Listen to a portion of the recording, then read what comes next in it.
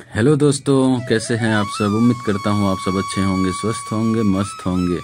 कहानी की दुनिया मोरल स्टोरी में आप सबका बहुत बहुत स्वागत है। आपके लिए हमेशा हम लेकर नई नई और अच्छी अच्छी कहानी आते हैं।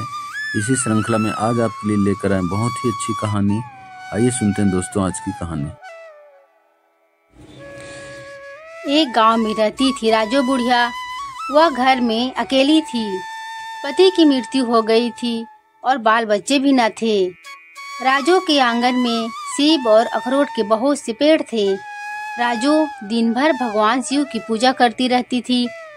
सेब और अखरोट बेचकर अच्छी गुजर बसर हो जाती थी। राजू को बच्चों से बहुत नफरत थी। बच्चों को देखते ही वह डंडा लेकर मारने दौड़ाने लगती। बच्चे भी उसे बहुत चिढ़ाते थे। एक दिन राजू ने बहुत सारे पत्थर इकट्ठे कर लिए और मन ही मन सोचा, जैसे ही कोई बच्चा अखरोट तोड़ने आएगा मैं उसे पत्थर से मारूंगी। सुबह से दोपहर, दोपहर से शाम हो गई पर कोई बच्चा नहीं आया। बुढ़िया ने हार कर पत्थर संभाल कर रख दिए। तभी अंधेरे में एक परछाई दिखाई दी। राजू ने पत्थर खींच कर दे मारा। पत्थर ठीक निशाने पर लगा। वह बच्चा अखरोट चुराने आया था।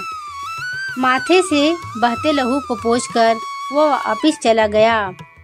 राजू को बहुत खुशी हुई कि चलो एक दुश्मन तो कम हुआ।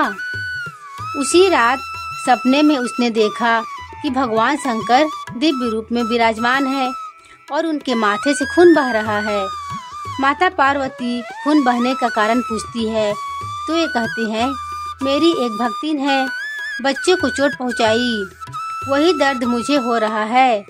वह मूर्ख यह नहीं जानती कि बच्चों में ही ईश्वर का वास होता है, वे ही भगवान के रूप हैं। यह सपना देखते ही राजू की आंखें खुल गई। उसे बहुत पश्चाताप हुआ। मारे दुख के वह बीमार पड़ गई। अगली सुबह गली के बच्चों ने देखा कि राजू बुढ़िया चुप है, गालियों की भी आवाज नहीं आ रही है। वे सब राजू से बहुत प्यार करते थे। एक बच्चा डरते डरते भीतर गया। बुढ़िया बुखार में तप रही थी।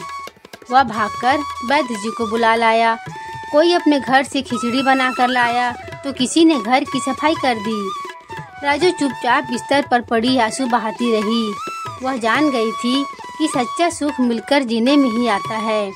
वे बच्चे जो कल तक उसे चिढ़ाते थे आज जी जान से सेवा कर रहे थे। कुछ ही दिनों में राजू भली चंगी हो गई।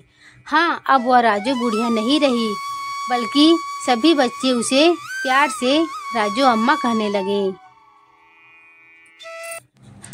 दोस्तों, कैसी लगी आज की ये कहानी। उम्मीद करते हैं आपको बहुत अच्छी लगी होगी और इस तरह का अच्छे अच्छे कहानी सुनने के लिए हमारे चैनल को सब्सक्राइब करें, लाइक करें, शेयर करें। दोस्तों फिर मिलते हैं अगले कहानी के साथ। बाय दोस्तों।